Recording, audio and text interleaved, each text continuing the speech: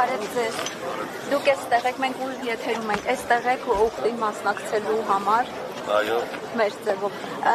Ձեր կարծիքով իշխանությունների սկսած այս գրոհը ինչպես պետք է կասեցվի ուղղված առաքելական եկեղեցին։ Մենք ստեղ ենք, որ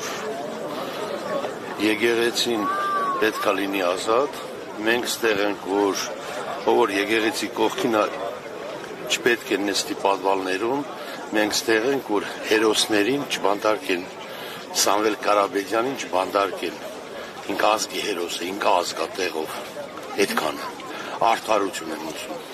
Արդարությունը ինչ ճանապարհով պետք է հաստատվի։ Տեսեք,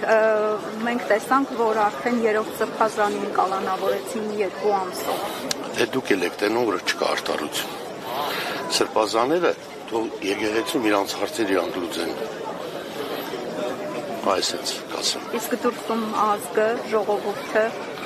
Մենք ժողովուրդ ենք, մենք ազգ ենք, մենք եկեղեցու կողմ ենք։ Մենք արդարություն կողմ ենք։ Ուզում եմ լինի արդարություն։ Եվ որպես քաղաքացի, ձեր կարծիքով նպատակը ո՞րն է այս գրոհի եկեղեցու դեմ, ինչ նպատակ են հետապնդում։ Տեհրաններ են ստանում, կատարում են, իմ հասկանում։ Հաստատ հայ կողմից չի։ Նկատի ունեք Թուրքիա, Ադրբեջան։ Այո, բայց դուք չունեք, դե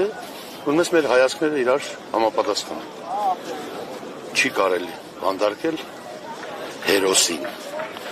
հերոսին չի կարելի նկուղը նետել, ինքը ազգի հերոս է, Սամվել Կարապետյանը։ Իսկ այսօր ինչ է կատարվում։